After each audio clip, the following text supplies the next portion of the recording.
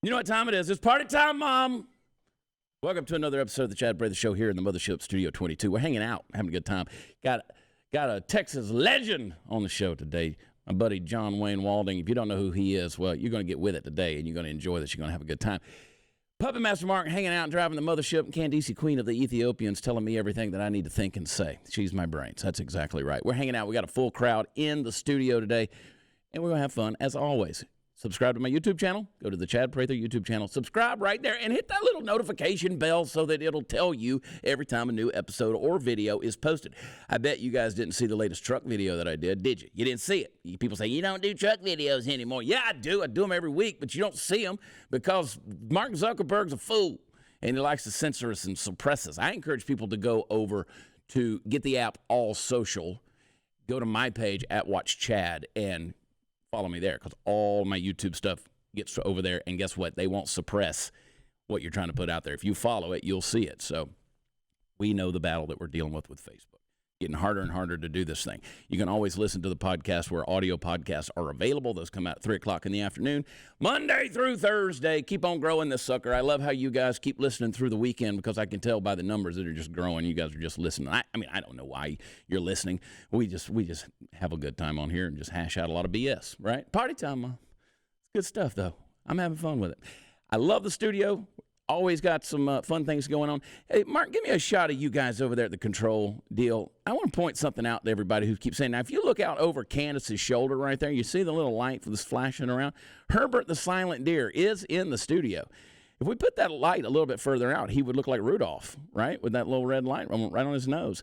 But Herbert the Silent Deer, people keep saying, where's Herbert? Why isn't he here? He's over there. He's still got the deer in the headlight looks. That is exactly the face he was making when the truck hit him. We're having a good time. Got John Wayne Walding on the show today. Hang tight 1 second, coming right back. But in the meantime, enjoy a little bit of that love music from the Texas legend, Steve Helms.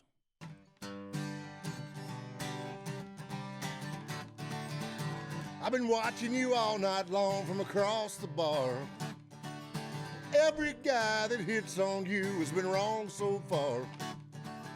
Blowing smoke, buying you drinks of this and that. I'm pretty sure I know what you need, as a matter of fact. Can I buy you a country song? Not a sad one of love gone wrong. Makes you smile when you turn it on. Can I buy you a country song? Ain't gonna get us a drink just yet. I'm not a gambler, but I'm willing to bet that neither one of us will be alone if I buy you a country song.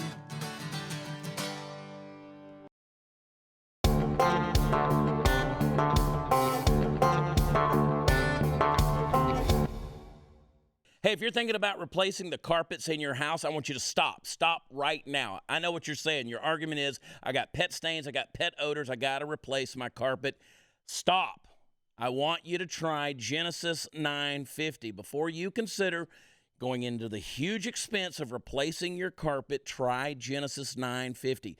Genesis 950, I'm not lying to you. I'm telling you 100% an amazing pet stain and odor remover. You guys have watched me. You know about Willie. You know about June. You know about Cash. You know our dogs. They're in and out of the house. Let me tell you something. You take a little bit of water. You take Genesis 950. It's going to break down the bonds of stains and odors so they're gone for good. Its antibacterial component removes pet stains and odors from the carpet and even down into the padding. It can be used in a carpet cleaning machine, and it's green, so it's safe for both your family and your pets. You're not going to harm anybody. So if you're tired of pet cleaners that don't work, you got to try Genesis 950. 1 gallon of industrial strength Genesis 950 can make up to 7 gallons of cleaner. You can use a larger ratio if it's required for older stains or bigger odors. And Genesis 950 is not just for your pet stains and odors. You can clean your entire house with it. That's right. Bathrooms, kitchens, countertops, granite, quartz, garage floors, oil and grease stains, engines, wheels, tools, upholstery. Before you purchase new carpet, try Genesis 950. Genesis 950 is available on Amazon.com, but if you order a gallon direct at Genesis950.com, you will receive a free spray bottle, and you're going to get a discount using the word Blaze, B-L-A-Z-E. Go to Genesis950.com, Genesis950.com.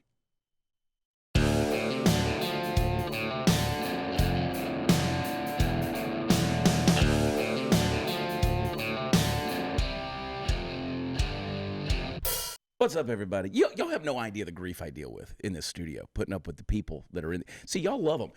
And Party Foul Steve gets a message every day saying, I wish Chad wasn't so mean to you. You have no idea what I deal with here. These people are nuts. They're crazy. Look over here at the pub. Hey, defend yourself. You can be mean to me as long as you keep paying me. Yeah. I don't care what you say to me. No, me Once the too. check clears, I'm good. Nobody could ever be mean to you, Natalie. Oh, you'd be surprised. I bet I could beat her up pretty good. And what was your takeaway from that statement there, Sarah? Is that a Me Too thing? It was. Yeah. It was. It absolutely was. Hashtag almost me. I'm triggered. Yeah, I bet. Anyway, we got a good show for you. Hey, if you like Steve Helms, and some people choose to do that, I don't know why they like to torture themselves that way. If you like Steve Helms' music, he's got about 5 or 6 albums out. You should get him. That song he just had there in the transition, the Buy Me a Country song, that's the name of this latest CD. Go get it. He needs new money. He's broke. And I think He needs people to buy his country song. I know, exactly. So anyway, appreciate Steve coming in here and doing what Steve does, and playing his music. We're trying to be legit in here. That's the deal. I think we're semi-legit. You're really close to a liberal talk show entrance. I mean, I'm basically Ellen DeGenerate. You are. What's her name? You're the gay pope. Generous? Oh boy, howdy. Let's get into it. John Wayne Walding is in the studio. Thanks for coming in, man. Thanks Hanging for out. having me. You it's always fun getting around you. We got a lot of mutual friends that are all crazy and that kind of stuff. And you start bringing up people that we've had on the show, whether it's Jeff Kyle or Yeah. Jacob Schick and all those guys. And Jake Schick's lost a lot of weight. Keto, baby. Keto's where it's at. I lost like 20 pounds on keto. Did you really? I gained it right back. I did. You found it? You have You to lost it and stay you found keto. it? Yeah. It's a lifestyle. You have to actually stay keto, Chad. I know, but that is so boring. Big Mac with extra sauce is not keto. Yeah. Well, John, with the bread. You stay in pretty good shape. Do you eat a Yeah, certain... well, I've had a weight problem my whole life. I can't wait to eat my whole life. That's kind of how I roll. But, yeah, you just, it's real easy. Just don't get fat. Yeah, That's it. you work out. I do. You're constantly working out. I'll quote a good friend of mine, Ted Nugent. I'll never will forget whenever I opened up for him. And the first thing he did when he got on stage, he's like, even you can look this good at 72 years old. He's like, I don't drink, I don't do narcotics, I don't smoke, and I don't do fat chicks. Uncle Ted. So That's wisdom. yeah, I learned from him. Learned from the best. Yeah. He said, I've heard him say he's never had a drop of alcohol Never. in his life. Motor That's City crazy. Madman has been sober. Yeah, that's crazy. Crazy. He's a nut. He sounds like Donald Trump. Yeah. Can you? I've always said, can you imagine a drunk Trump? I don't think I can imagine a drunk Nugent. I saw Ted come out on stage one time years ago, and he just gets in the microphone. He goes, "I'm gonna rip off your head and on your neck." He I'm don't like, care. the show was on. It was on. You was that Robert Downey Jr. never go full retard? Yeah. I mean, off the bat, that's the way he starts. That's exactly right, man. That's exactly right. So funny. So you talking about weight loss plan? You Yeah. did it the hard way. You Yeah. You lost at least 30 pounds. I did in one day. Yeah. Well, I didn't lose it. I knew where it was. Just didn't work anymore, right? Army's got accountability, kind of a big thing. Exactly. I had accountability, just didn't work. Exactly. You got a great story though, and I know you've told it a lot, and a lot of people have heard it, but I never get tired of hearing it. It's a great story. I mean, you talk about folks who are war heroes and have done some great things for this country, and you're certainly one of them. I mean, you've served and also sacrificed quite a bit, and the platform of being able to tell that story is pretty amazing. You know. Yeah, I've been very blessed to be a part of a great team. You know, it's definitely not my story; it's my team's story, and I'm just honored to be a little small part of it. You know, and you know, I'll go ahead and tell it. You know, I was on ODA 396, which was or 3336 is what we ended up being, and it's the Special Forces team, and we were going up against a bad guy up a mountain April 6, 2008, and let me tell you, it was one of the hardest days of my life, Chad. It was one of the days that I never worked harder, right? I never gave more effort. I never did more than I could have possibly done. And I find myself waking up the next day, you know, at Bagram in a hospital, you know, looking down and only seeing one leg. And that was one of the most profound moments of my life. And because I remember, I never will forget staring at the ceiling tiles, not wanting to look down, right? Because I knew why I was there. I knew what had happened, but I was kind of like Ricky Bobby with my high income and advanced in modern science. There's no reason to think they couldn't have saved the leg, right? That's what I. But And you had taken sniper fire. yeah, I'll tell you more of it. So we were kill capture mission, and we got infield at the base of a wadi, which is a valley. I don't know why when you change continents, a valley turns into a wadi, but that's what it is. And like Mike Tyson eloquently said, everybody's got a plan to get punched in the mouth. Yeah. Well, that's how it was with us, because right off the bat, we were in CH-47, which is Chinooks, right? The helicopter with two rotors, one in the front and the back, or the tailgate that falls down, and that tailgate went down, and we saw the green light, and we started to run off the back of this helicopter, but they weren't even on the ground yet. So we had to jump with 60 pounds of kit, and we thought we were going to have sprained knees and ankles right off the get-go, but nobody was injured at that point, fortunately, and that's when we started to go toward the objective, and we're literally climbing the mountain. I mean, we were using each other's knees and kit to go to the next terrace, and we were going up switchbacks, which is a goat path up a mountain, right? And I was the Assault Team 1 leader, and then we had the command and control element that was behind me, and then Assault Team 2. And ultimately, our job was, I was the first guys into the building. We would go in there, lock it down, and then the command and control would come to us, and then Assault Team 2 would leapfrog. And we do that all the way to the objective, to the X, right? Well, I was 40 yards from the first building into this objective, and that's when we got opened up on. And I say it was with an avalanche of gunfire, and I don't say that to beat my chest to say I was cooler than Navy SEALs. That's the reality of what we were living at this moment. And to put it in perspective, within 5 minutes of the first round fired, we already had our lead interpreter, CK, got shot in the throat, died on impact. We had our radio transmitting operator, Special Forces Green Beret, was Dylan Bear, got shot in the hip.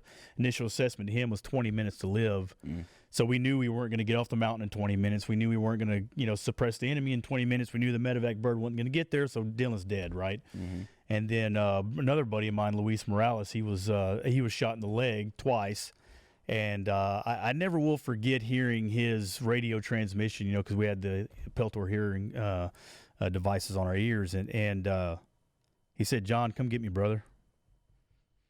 And if you know anything about military etiquette, of radio etiquette, you don't say that. Bravo 1, this is Echo 1. Charlie 2, this is Charlie 3.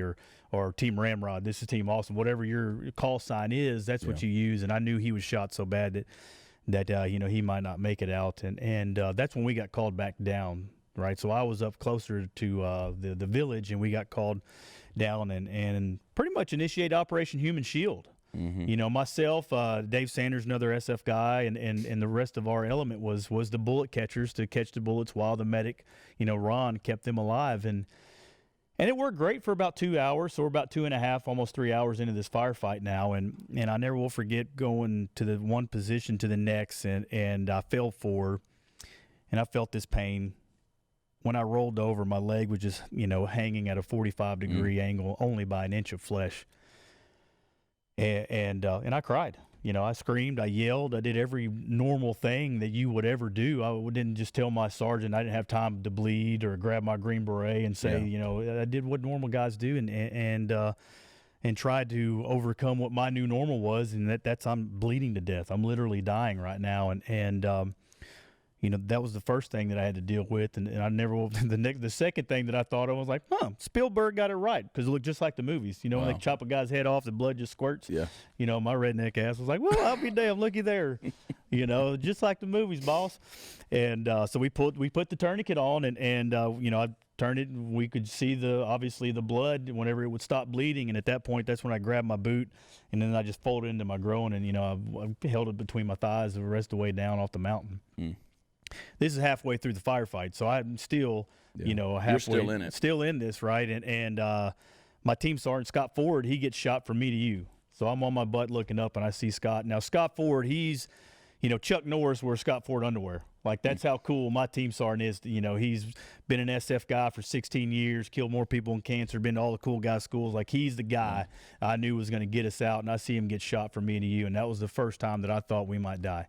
I said, well, all right, better get right with baby Jesus, and let's make this, a good exit. And fortunately, his breastplate worked, right, because he got shot right in the chest, and he got back up, and he kept fighting. But within 5 minutes, his left arm filleted off the back because he got shot in the shoulder. And after that, that's whenever the forces that be above us, right, all the commanders that are watching all this happening, hearing the radio traffic of Ford, soft people injured, they diverted pretty much every air asset in theater to our location. So every fast mover helicopter, they came to us, and that's when they started dropping ordnance. And when I say they were dropping ordnance, they were dropping 100-pound, 250-pound, 500,000, even 2,000-pound JDAM. And to put things into perspective, right, everybody knows the term danger close, right? What danger close means, when you make a bomb, you have to publish the safest proximity to the detonation of that bomb, pretty close, important piece of information. Yeah. Like Ron White, right? I didn't know how many they were going to use, but I knew how many it was going to take. Yeah, exactly. And so danger close for a 2,000-pound JDAM is 1,000 meters, which is 10 football fields, right, more than, or a major terrain feature, and they were dropped them 100 yards on top of her head. Wow. And the explosions were so much that it actually got dark after that it would explode, like Battle 300, the arrows blacked out the sun, right? That's what it was like when it would drop. I mean, it was just the most, profound explosion that we'd obviously ever heard and felt, and that's the only time that they would ever stop fighting, because this whole time of this firefight, it wasn't that, the violence of action wasn't necessarily there. It was just a sustained rate of fire, bap, bap, bap, bap, bap, bap, bap, bap, bap. I mean, for hours and hours, they just wouldn't. I kept thinking, I'm like, are they going to run out of ammo? I know they don't have that much ammo in Afghanistan, right? But when we would drop that ordnance, they would get quiet, and that's when we would fall off the backside of the mountain. And that's, wash, rinse, repeat, drop a bomb. I would scoot on my butt, and I never will forget looking over at the ledge, and then either somebody helped lowering me down or just falling over the side of it. And that's how we got to the base of the mountain. And I never will forget, so before I tell about this exfil, and you know what the morphine injectors are? It's a kind of a famous story there, but tell the story, John, and thumb. Well, the morphine injector is a little pin, and when you stick in your leg, the needle goes out and gives you morphine, right? Well, I'm literally kicking my own ass at this time, so it's kind of something I want to do, right? I live by the creed that I'm dumb, but I know I'm dumb, so it almost makes me smart, right? I'll do some dumb stuff. And Some wisdom in there, yeah. Bingo. And so I'll never forget asking, my medic, Mr. Special Forces medic, been a year of, medic school. I'm like, hey, Ron, what way down? And he said purple, and I put it into my thumb, and I heard him say, no, red, and then it went into my thumb. Oh, God. And so I grabbed that, and I'm talking about the level of rage that come over me. I threw it at Ron. I'm like, Ron, I was like, you suck, Ron. You had one job. You messed it up. I told him, I'm going to beat you with my leg when I see you, Ron. And just like we were laughing on the side of a mountain. Yeah. Like the whole team was While laughing. they're dropping ordnance. While they're dropping ordnance, I'm cussing my medic, telling him he sucks at life. I'm like, yeah, one job, Ron. You'd earned it. Yeah. You'd earned There was right one to do more, it, so since I'm on, Ron, I'll stay on him. I never will forget, again, dumb, no, I'm dumb. It was at least 30 minutes that I've gotten shot, foot in crotch, right? Which I said crotch on national television, by the way. Yeah. My wife was like, really, John? Crotch, national TV? I'm like, well, I didn't want to say balls. That's all I could think of, I had to wrap my sack around my foot. Yeah. Which one's it going to be? But I never will forget thinking, nobody has checked on me but me, and I'm not qualified to keep me alive. Yeah. Right? So I was asked, Ron, hey, Ron, come check me out, right? Well, he was working on Dylan, and I never will see his little peanut head looking, just coming over Dylan. He gives me a thumbs up. He says, you're good. I was like, you, Ron, I'm not good. Like, I know me good. This is not good. But obviously he was smart enough to know if I was loud enough to cuss him. And Dadgummit, Ron. Yeah.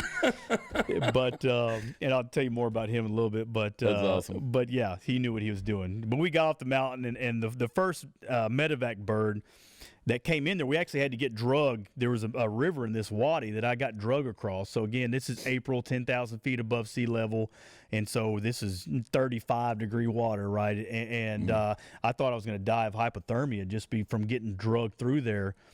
And I remember seeing the bottom of that helicopter come down, and Scott's got his left arm, taped up, and he went to go grab it. Well, the aircraft flies away. Oh, gosh. We actually have audio of the pilot saying, I'm hit, I'm going south. The pilot got shot. And so when it goes, we had to drag me and everybody else. We were getting lit up by, fire, and drag back across the river to the base of the mountain. Second medevac bird gets here, which wasn't a medevac bird at all. It was just a UH-60 that had a couple SF guys on there that basically they landed, got off, and we got on it. And when we were taking off, I just had this sense of calming about, wow, we just made it out. And as soon as that got through there, I remember hearing beep, beep, beep, beep. We had to do a crash landing because the aircraft took so much damage, it couldn't even make it to the hospital. So I was like, well, come on, baby Jesus. You know, what do I get? Gunshot, hypothermia, now helicopter crash. Which one's it going to be? Yeah. And we got cross-loaded. Morphine in your thumb. Morphine in the thumb. Ron sucks at life. I'm one-legged. Come on. Credit sucks, you know. But anyway, we got to the Jalalabad, which is where the combat hospital was, and think about it. And I like to bring this up when I tell the story. People truly forget how young the men and women that fight the wars are. Right? The cliche saying it's a young man's game. It's true. You know, you can join the military at 17 with the parents' permission, at 18 without, right? And go to a medic school for 6 months and be downrange at 19 years old, saving lives, right? And when we when I was pushed in, right? Yeah, that's wishful thinking. When I hopped, you know, they call me IHOP. When we walked into the hospital, these kids' eyes were like grapefruits because we looked like, you know, extras from a Saw 5 movie, right? Because my legs chopped off, Scott's this, Dylan's this, and everything. And you could just tell they were overwhelmed with fear because of what they're seeing. And I stopped breathing. And imagine how helpless it is to be from me to you, and I can't tell you that I can't breathe because you're looking at my leg, right? Because it looks horrible, like it should. And so I grabbed the guy and I pulled it to me and I pointed at my mouth, which I thought was the international sign of I can't choke. I don't know. I figured it out, right? And I see, you know, it dawned on him. He was like, oh. So how they had got me to breathe is they gave me chest tubes, which meaning with no anesthesia, they got a knife and cut through my ribs and put a tube into my chest. Well, I was all jacked up on nicotine and hate because of being downrange for that time. I threw that guy over me, the first one, and when I blacked out was when like 4 people came over, and you know, and then I died a couple times, but they brought me back. I always say that was my joke, just to see if my guys was going to cry. Like, yep, you cried. But and that's when I woke up in Bagram, you know, and it was the most debilitating thing that I've ever had to get through in my life, and it's not the leg. Yeah. It was the mental of the word can't. I can't walk. Chad, for the rest of my life, no matter how much effort I give, I can't. Not without the aid of a prosthetic device. And for a 27-year-old Green Beret that for his entire life I could play sports, played football in Groesbeck, right? I can climb mountains, jump out of airplanes. I can do anything. If I want to be a ballerina, I knew I could do the first John Wayne ballerina. That'd be a good one, wouldn't it? I could. And that mental gut punch was the hardest thing to overcome, which I never will, right? But there's 3 things that helped me get over it, and the first one for me was God. I always say that there's no tactical handbook that says that 15 Americans go up against 250, and after 6.5 hours we're alive, much less win. But with God's, you do, right? There's no medical handbook that says that a guy literally is kicking his own ass for 4 hours on the side of a mountain. No clean room, no hospital, bombs going off. There's no medical handbook that says I should be alive right now, but with God's it does. And it took the why me's away because I had a lot of them. Let me tell you something. You want to talk about a guy that why me got at 27? You know, I'm a good guy, right? I got a good job. Don't beat my family, pay my bills. Why me? But when I put him at the center and I realized that he's the reason that I'm alive, that it's not my job to wonder why me. It's my job to do the best that I can on the path that he's put me on. And that was just that switch that said, okay, I get it. I get what, you know, so I don't say why me anymore. I say, what are you teaching me, God? When something bad happens or if I'm trying to deal with something that I don't really understand and I don't say why, I say what? What are you teaching me? And that's really helped me to overcome that. And there's 2 other things, but before I go further, if you notice, I passed over all the accolades, right? Because that's the motto of a Green Beret is quite professional. You know, that's why, you know, I always tell that, you know, SEALs write books, we fight the war. Yeah. Where's the SEAL at? No, all right. But Well, we've had a few. Yeah, you had. Yeah. Bingo, right? You got Yeah. a good book, I'm sure. A good Yeah, publicist. we've read a lot of Navy books. But we've learned that there's a difference between quiet professional and silent professional, right? Yeah. And there is an inevitability of telling the story. You don't have to be full of yourself. You don't have to make it about you, which you'll never hear. It's not about me. It's about my team.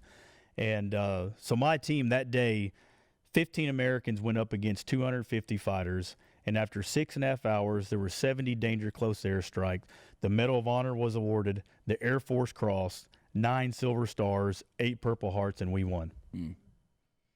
Which made us the most decorated special forces team, since Vietnam battle ever. It was about to, which I don't know if I can say this, but there's about to be another Medal of Honor awarded. You're going to be an upgrade from the silver star there, and that's the day that we had that day. That's the amount of odds that we overcame that day, and that's why I'm just humbled to be a part of just a small piece of this great team that I was with, and yeah. But you weren't So that's done. what happened to leg. But you weren't done. No, that's not. That's it. Yeah. Well, I can't be a fat one-legged guy. You ask why I don't get fat. I'm hard enough as it is. I already threw one paddle off the boat. Yeah. Yeah. But I mean, you even after losing the leg, you went back to it. I did. I was the first amputee to ever graduate Special Forces Sniper School. Yeah. And which I might have been the only one to try. I've been dumb enough to try, but. Yeah, that was a tough day at the office, or a tough couple months at the office rather. But I did that, and I was working at the sniper attachment for a while, and then post service, I've been fortunate enough to I've done the Baton Death March, which was one of the hardest marathon routes in the world. You had to carry a rucksack on. Yeah, it was 45-pound rucksack, 26 miles, 5,000 feet above sea level, 2,000 feet of elevation change, 4 different terrains. We had a. It was a good time. I did that twice, by the way. I don't know. I didn't get the memo the first time. Yeah. I'm a glutton for punishment. You took the words right out of my mouth. Yeah. Well, there's like a little meme where it has like an army guy that says, "Oh, this sucks," and the army ranger that says, "Yay, this sucks," and the green beret that says, "Make it suck more." Yeah. That we're the make it suck more type guys. Yeah. And, Well, and even with that, you finished 4th in the Boston Marathon. I did. Yeah, that was one where I was like happy and mad at the same time. I was like, "Yay, 4th," and I was mad. I'm like, "Damn it, I should have trained. I could have got first." Yeah. Yeah, well, Yeah. I did it on a hand crank. I On a never hand forget. crank. I was on the little hand cycles. I was in Walter Reed in D.C. And like I said, I can't be a fat one-legged guy. I'm like, well, I can't run. Might as well do this. And I was just exercising. And then there's an organization called Achilles. They asked me if I wanted to go do the Boston Marathon. And I said, well, can my family come? They're like, yeah. I said, sure. Free trip to Boston. I'll take it. Right. And ended up did an hour and 52 minutes and got 4th place. That's incredible. Yeah, I should have trained. Yeah, should have trained, man. Yeah. You came in top 10 in the New York? Yeah, I got finished top 10. I did New York after that, which There's was not a lot of quit in you. No, there's not a lot of quit either. Yeah. Not a lot of smart in me either. But I mean, anybody that's industrious enough to tuck his foot in his balls and climb down a mountain on his ass. I mean, that's pretty amazing. I mean, people complain. That's what's funny to me. We live in a world where everybody complains. They've never been through anything. Everybody's offended. They're so thin-skinned, and then you got people like yourself who go out there and just quietly kick ass. well, if my life sucks, the guy that shot me wins, and that's something going to win. There you go. Him or I mean, that's a perspective. Yeah. Every joke that we make, every good experience that I have, every veteran that I help is a middle finger to the guy that shot me. Yeah. Said, no way, Jose. And in fact, I've had 2 kids since getting shot, so I got 2 more infidels. So suck that, Taliban. Right?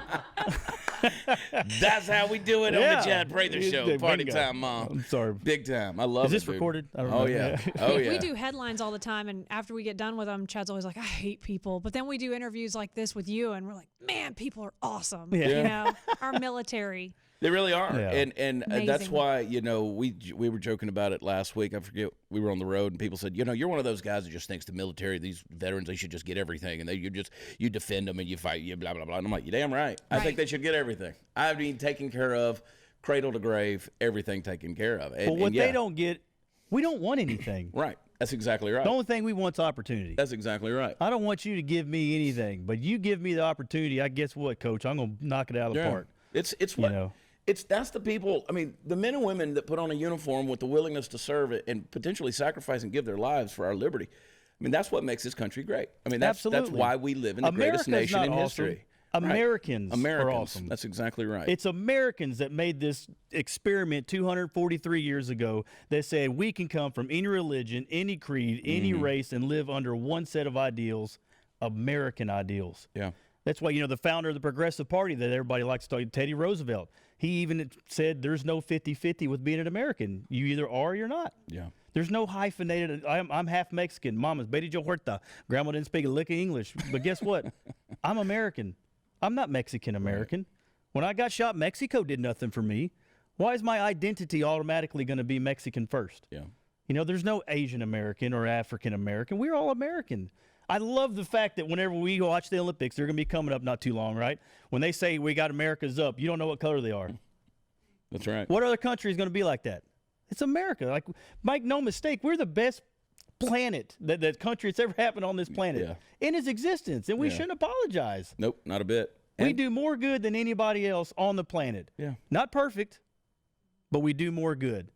And this isn't a cuss word. That middle flag's not that middle flag. That American flag's not a middle finger. Yeah. It's the best beacon for hope that has ever happened to this planet. Yeah, you got protesters in Hong Kong that are flying American flags. Absolutely. And they're saying, don't give up your rights. Don't give up your rights, because that's what they've been taken away from them.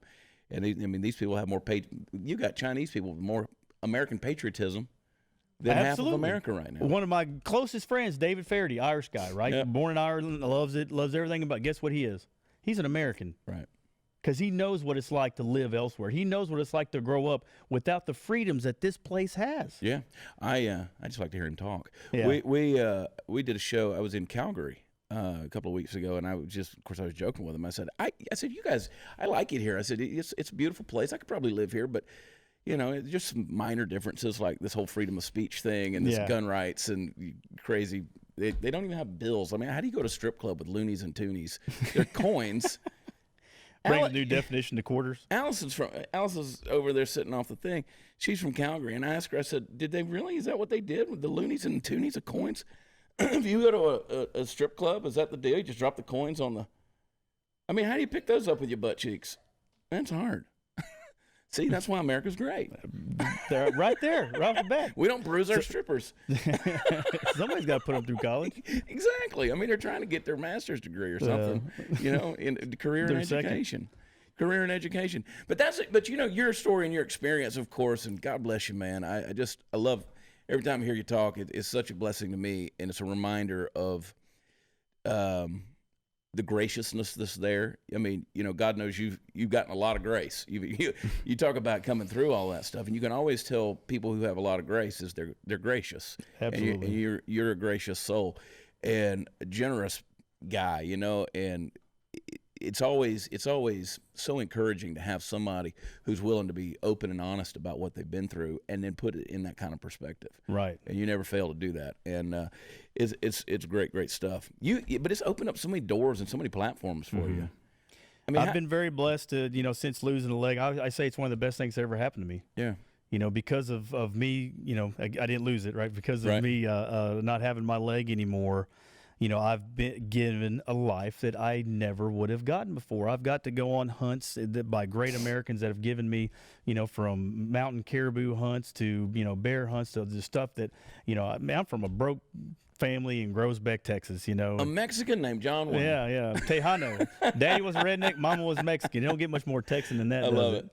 Yeah, but to come from, again, I speak with some Medal of Honor recipients. I've been very fortunate. There's an organization called Tribute to Valor, what they do is go into schools, and their big thing is, who am I? Right? That's what they want the kids to answer. Who am I? Well, I am a redneck from Groesbeck, Texas, right? From 3,500 people. I'm from a broken home. Both my parents were put in jail. I wasn't raised by my parents. I am a minority because I'm half Mexican. I'm also a person that doesn't let my circumstances dictate who I'm going to be, right? I am also somebody that no matter what, I'm going to do the hardest that I can. Like, you want the secret handshake to being a Green Beret? They told me to do everything that they told me as hard as I could. That's it. Right? That's who I am. Yeah. I'm somebody that doesn't quit. I care. There's 3 things in life that you got to do. It's very, very simple. It's not that hard. First thing's do the right thing. Everybody knows what the right thing is. whether it's in your job, whether it's personal, whether it's spiritual, emotional, whatever it is, you know the right thing to do. You're the one that's got to make that decision whether you're going to do the right thing, right? Yeah. Second thing is work hard, right? Work hard at work worth doing. That's another Teddy Roosevelt quote, right? That's something that we really lost today is the value of hard work. That life's not easy. You know, that this I hate this Kardashian world that we're Right. this selfie generation. You know, I tell these kids whenever you take a selfie, think about being selfless. Right? Think about the greatest generation. It wasn't just soldiers, sailors, airmen, and Marine that won World War II. It was Americans that spent $18 billion buying war bonds to fund the war. Right? Remember Rosie the Riveter? Yeah. Ford, Chevy, and Dodge stopped building cars and started building planes, tanks, and Jeeps. Like more Willys Jeeps were built out of a Ford plant than out of a Willys plant. And guess what? Ford didn't own Willys. Right? But we had that compelling necessity to be a part of something that's bigger than ourselves back then because it's hard. You know, that hard work, you know. So work hard. And the last thing is help others. Yeah. Because if you do the right thing and you're working hard, you're going to get some success in life. And by all means, buddy, you better never, ever forget those that helped you. And you always should help others. Yeah. You know, like right now, you know, when I started, I was very fortunate to start a gun company called Five Toes Custom. That was my middle finger to the Taliban, right? Take my leg, I'll name my company after it. Yeah. And we had some Marines, a couple Marines and a Navy guy working there, and I was fortunate enough to build it up to where I sold it off. And but it wasn't about the guns; it was about being a place where veteran comes by building handcrafted rifles. That was Five Toes Custom. And after after selling that, I started Gallantry Global Logistics. And what was great about it is I partnered with a big company, great company, 25-year-old company called Pegasus Logistics, but I'm minority-owned and it's service-disabled veteran-owned. So in the shipping world, whenever you have that minority spend and that veteran spend that has to happen, you can come with me because your heart wants to, right? But as a brain, you have got to make a business decision. Yeah. Well, knowing you have a $200 million 25-year-old company that can back this for you, you can do that, right? So the more shipments that we have, the more veterans I can hire, and that's what we're all about is providing the next mission. And the last thing that, the company that I co-founded is Live to Give Water. I'm so excited about this. We just are on Amazon, by the way. It's Live to Give, and we're going to outsmart water, smart water. Because there's nothing smart about smart water. Yeah. It's just water. They just have a cool name called Smart, right? And trust me, I know. I make them now. Yeah. And every bottle you buy from Live to Give, we're giving half the net profits to veteran first responder charities. That's great. Right off the bat, half. And people ask me, like, you sure you can do that? Well, let's see. Coke bought vitamin water for $4 billion. Yeah, I think there's a little bit to give away and all that, right? And that's just what we're going to do. By doing that, we're going to sell 3-to-1 because we're going to give everyday Americans the way to give back daily. Yeah. Because everybody drinks water. It's the same price, same quality, everything. But every time you pick up that bottle of Live to Give, you're going to help not only veterans but first responders because they need the help as well. Yeah. Get on Amazon.com. Get some Live to Give I'm water. pumped up. Congratulations on that, by the way. Thank you. That's It's been a 2-year road that we've been working on. And by the way, guess who's making my water? Chuck Norris. Chuck Norris.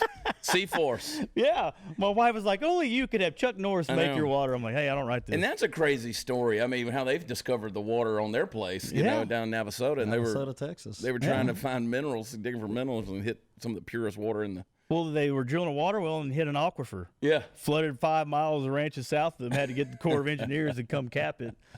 And then, so that's how we got mixed up with them. And we're on Amazon now. We're trying to get in stores. The sales process, getting into HEBs and all the Brookshires and all that other stuff it's a little less glorifying than how it is buying the product. But we're going to get there. You will. Yeah. Absolutely. There's no quit in you. No. That's what I love about you. This is a capitalist who actually gives back. Yeah. I didn't think that was Absolutely. possible.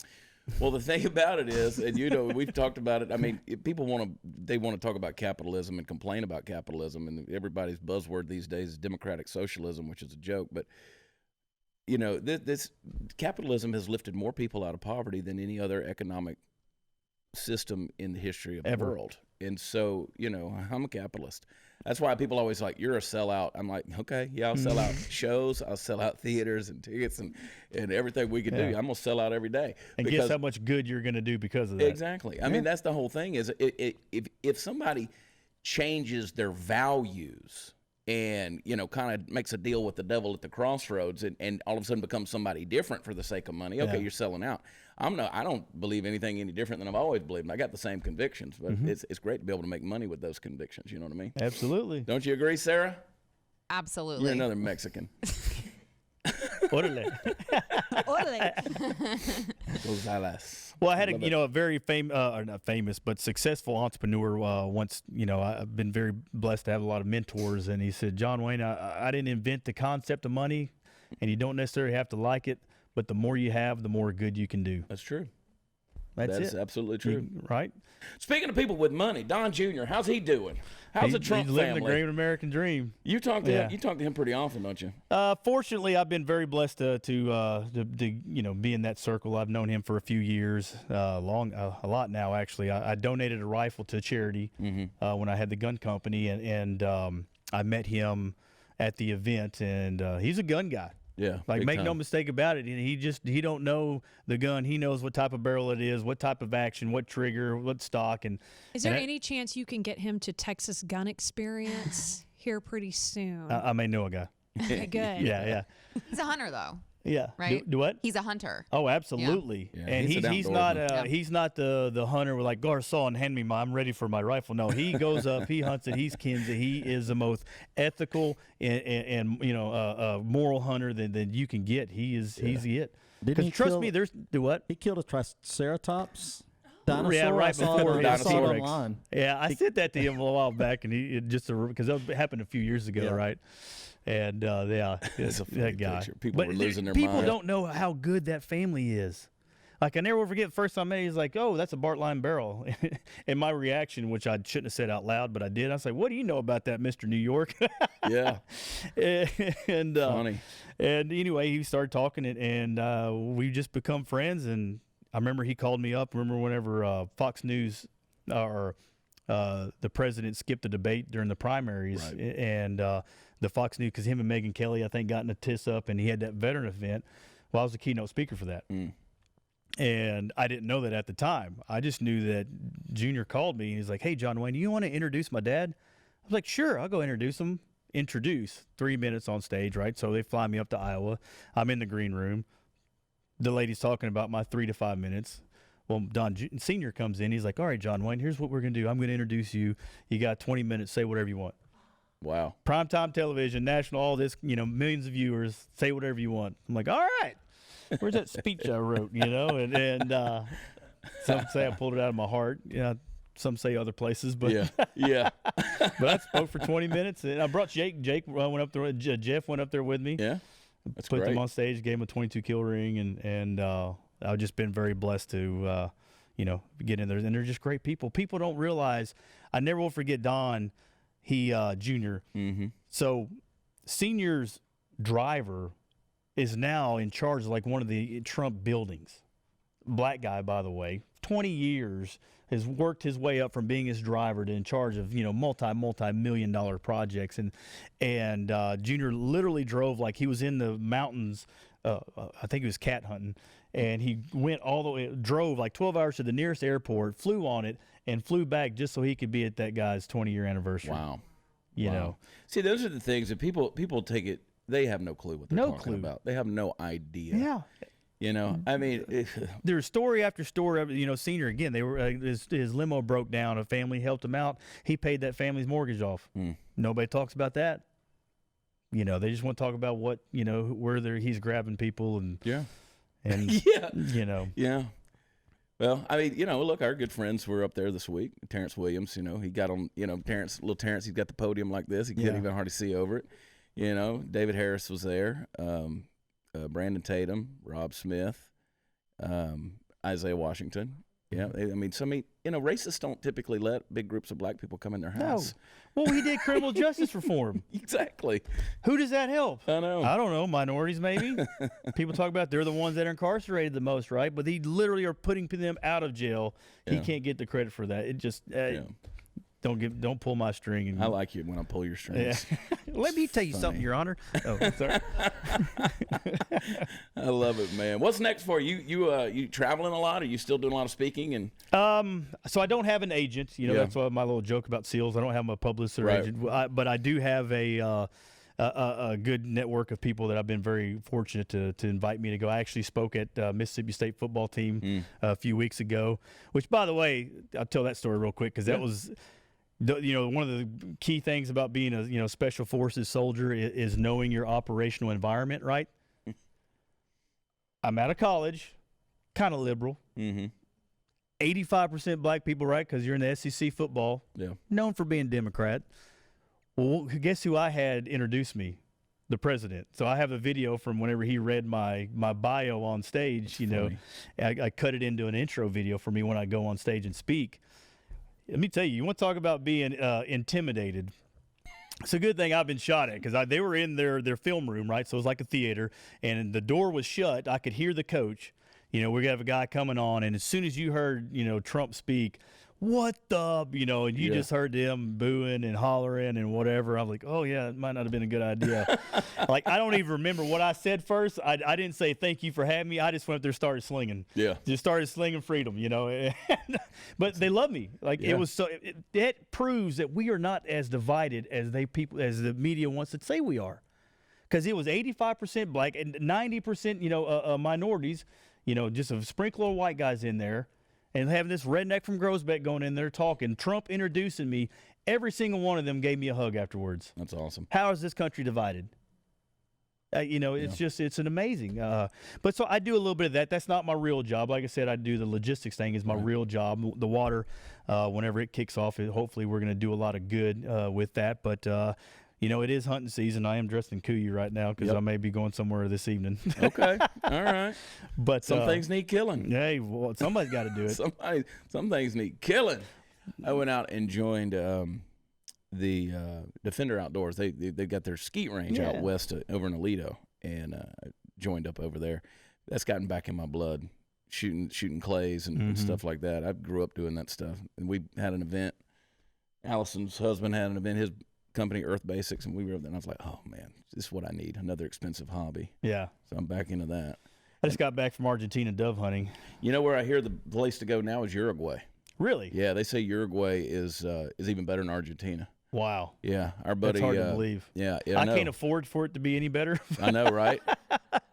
We're like, wait, we have to buy the shells too? Yeah. Yeah. Our buddy Troy Earhart, he Circle T Outfitters, he was telling me that the other day at that shoot, and he was saying, yeah, Uruguay's where it's at. Yeah. He said it's like a cloud of night just coming over, which, I mean, I've been to Argentina too, you melt the barrel. And I tell everybody, I will never go back to do it like I did it, which was to dove hunt. Yeah.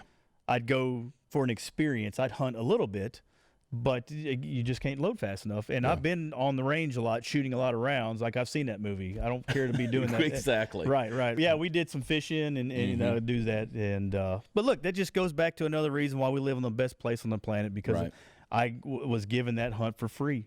Yeah. Why? Because I lost my leg for your freedom, and I don't take like the invitation you had come up here. I don't take it lightly. As you can tell, I mean everything that I say. That's why when you say, you've heard me say it, whenever you say thanks for your service, I don't say you're welcome. I say you're worth it. Yeah. Chad, you're worth fighting for. You're worth this leg. True. And you're worth having to see my kids on TV saying Merry Christmas. Right. Or making a video that says, hey, guys, Daddy loves you in case I die. Right. Yeah. You're worth that. And every opportunity that I get, I don't take it lightly. I just do the best that I can and make sure that we give back, right? Yep. We got tens of thousands of people watching this thing right here. Get on Amazon.com and buy water. Live to give water. You got to do it. I mean, thank you for doing that. Amen. Yeah. I mean, it's how I say that I am serving just as much now, not wearing a uniform, than I am when I did. Why? It's because of the opportunities that I give to other people, and trying to raise the platform of what the truly Special Forces guys are doing and giving back. So that's what we're doing. We're giving everyday Americans the opportunity to give back daily at a price you can afford it. Yeah. Because you've been on the charity events where how awesome is it to see a guy spend, like me and Jeff, we're going hunting on Friday. Why? Because somebody auctioned off a hunt with us, and they spent a lot of money to go hunt with us. I can't wait till I'm that cool to do that, right? But not everyday Americans can do that. But guess what they can do? Buy water. Yeah. Because they're buying it anyway, and they know just by buying something as trivial as water, we can change lives.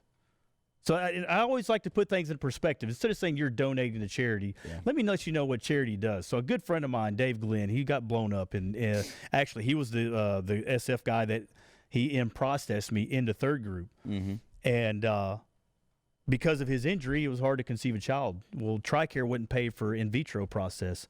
Well, the Green Beret Foundation, they did pay for that, and now they have a daughter. Think about that. That's changing lives. Yeah. So something as trivial as buying water now can give somebody another life. Like it's incredible to know what good we can do, and I'm just pumped up about it. You can just tell I just cannot wait to see the amount of good that we can do just by giving them, It's gonna be great. Absolutely. It's going to be great. Thanks for coming in, man. Thanks for having me. Thanks for hanging out. Sorry you had to put up with this nonsense. I do bar mitzvahs and I mean, I just want to say, your story was fine. It's nothing compared to, my story of being a spoiled, entitled American who's done nothing. She chipped the nail last But week. Yeah. I did. And so, Did you use tourniquet? Yeah. I know a guy. exactly. She needed morphine. Yeah. I'm just sitting over here underachieving again. Yeah, it was just, don't mean to brag or anything, but I've done nothing in life and you've done everything. So thank you for sharing. You're worth it. Thank you so much for having me. I like that, Steve, because every time we'll have a guest on here, and Steve's like, I am such an underachiever. Like, I've really never done anything really good in my at life. underachieving. You make it easy for me. This story, though, more than Well, ever. I tell you, Yeah. I tell everyone when I give a speech, I always say that, there's three things I want you to get from hearing me speak. Because I never will forget the first time somebody asked me that. It would kind of hit me in the back of the head. I'm like, man, that's a good question. I should probably think about. Yeah. Normally when I speak, I just black out when I wake up, everybody's clapping, Yeah. But one of the things that I always say is stop being good and start being great. Yeah. Think about that, what it is, and that's something different from everybody, right? It might be a relationship you should get closer to, or maybe one you should get away from, or a hobby you should get or quit. And I'll be honest with you, with me, it was drinking. Mm-hmm. The Army, being a redneck, what you do is drink, right? When something good happens, woo, let's go have a beer, y'all. Yeah. Something bad happens, what do? Hey, man, let's go have a beer. Well, there's 30 names that are embroidered on the center console of my truck of Green Berets and Navy SEALs that are dead. Not deployed, but dead. And I didn't know how to deal with it. The military teaches you how to deal with death, right? I can come into this room, look you in the whites in the eye, pull a trigger, and I will sleep well at night. That's what I was taught to do. But what I'm not good at doing is getting a call that Aaron Bellagio's dead, that Ryan Savard's dead, that Robbie Miller's dead, that Willie's Lover's dead, that Chris Kyle's dead. And the day I got the phone call about Chris, I drank. Because that's what you're supposed to do. Chris loved Jack. I had Jack. And I woke up the next morning, and it wasn't I almost so hungover I'm never drinking again, one of those. I've seen that movie, but it wasn't that show. I was mad. I was mad that I'm not living well for him. I said enough. I said if all of their lives matter so much that I got to do this, by God, I owe it to them to live well. Not just live, but live well, because Chris don't have a choice about how good of a father he's going to be, but I do. Right? Aaron Bellagio don't have a good choice how good of a husband he's going to be, but I do. And if they matter, I owe it to them to live well. And that's what I started doing, was living well. And I started thinking about, how do I do that? Well, as I was 32 at the time, and I never once remembered me saying to my friends, I'm not drinking today, guys. I was always the guy, I'm like, hey, guys, 30 packs in the back of the truck, let's roll, right? I'm driving. And I said, well, I know what that guy looks like. Let's try the one off the sauce. And it was one of the hardest things I've ever done. I always say I wasn't excessive. I was consistent, right? Put that on the back of a shirt, right? Yeah. I'm not excessive. I'm consistent. I never drank more than a six-pack. I never bought more than a six-pack. Let me rephrase that. On daily occasions, I never drank or bought more than a six-pack. I never had more than a bottle. And if I did, one bottle at the house of whiskey, and what I did was one or two glasses. But I drank 5 to 6 days a week. Why? Because it's my red-blooded American right to have a beer, right? It's my red-blooded American right after I go home to go have a scotch or two. Well, I realize it's my right not to. And now, whenever I get that phone call that somebody is no longer with us, I don't drink to honor them. I take my kids to the movies. I take my wife to dinner. I go call my friend. I say, hey, how are you doing? I live well for them, right? That's what you do. And it's one of the hardest things that I've done. And every day that I am sober is one day better. It's great. Because I was good, because that's why I call it good to great, because, you know, I had so many of my friends say, well, I'm good. I'm like, well, so was I. I was good when I drank. Didn't beat my wife, had a job, became a Green Beret, right? I was good. Now, Chad, I am so great because I can have that clear head, that sober mind, that when I wake up every day, it's a great day, and I'm just pumped up, ready to get life, and it's awesome. You know, I'm not talking to you guys, by the way. Steve.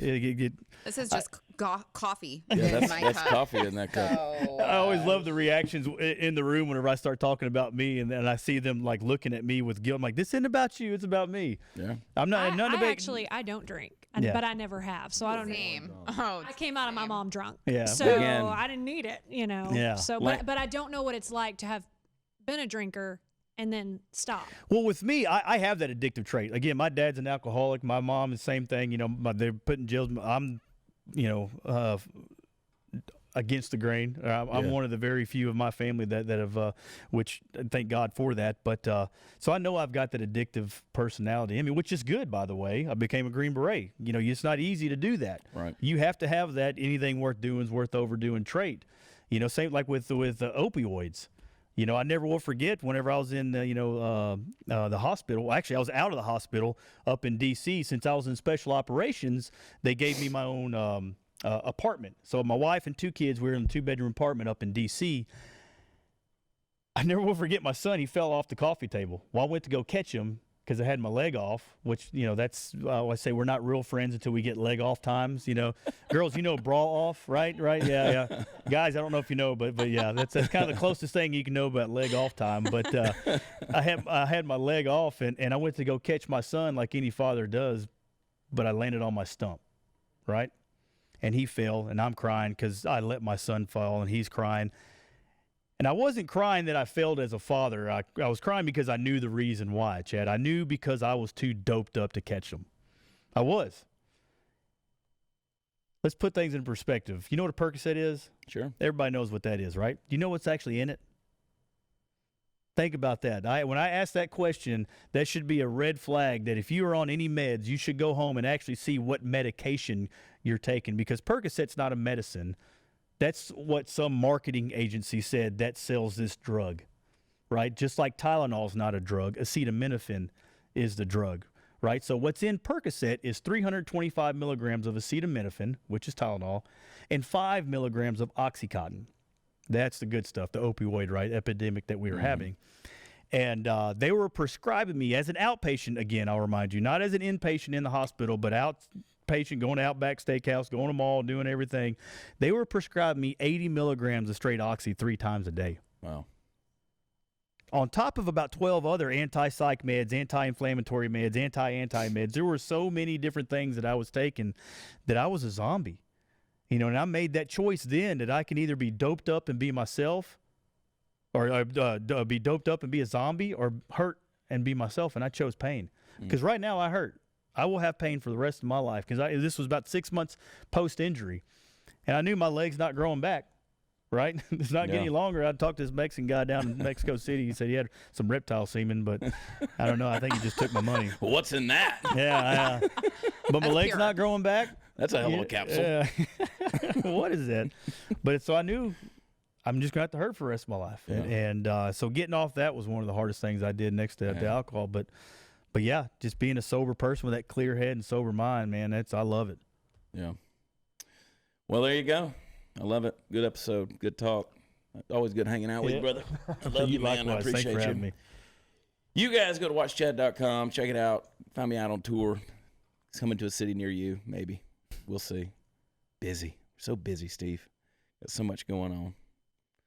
So much going on. Hey, go where podcasts are offered and leave us a review. Go to Apple Podcasts right now. 5-star reviews. We do not accept anything less than 5-star reviews. We pursue excellence here, and we like good reviews, and we like moving up in the rankings because, hey, we just want to be the best.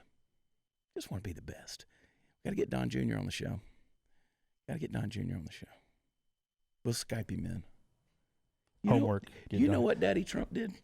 I got a show in Addison, Texas on the 17th. Trump scheduled his rally for Dallas the same night. Yeah. I'm not appreciating it. Not ideal. I think they'll both be sold out, though, so I Yeah, think it'll you're be good. sold out. We're going to try to convince him to come on over to the show afterward. DJT, baby. All right. John Wayne Walding, check him out. Get on Amazon.com. Go get the Live to Give water. I'm telling you, man, check him out.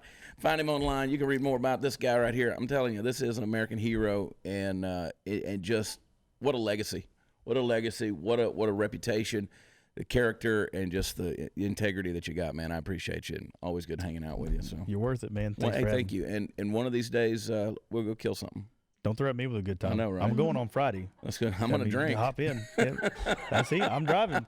It's good to have a sober friend. I can drive you everywhere. Exactly. That's why I got. And I can remember what you did. Exactly. That's why I got 5 kids. You got to keep somebody pregnant all the time Bingo. so they'll drive. I was You going to know? say I'm going to start my own Uber Yeah. with my friends, just Bingo. with my friends. Yeah. Venmo.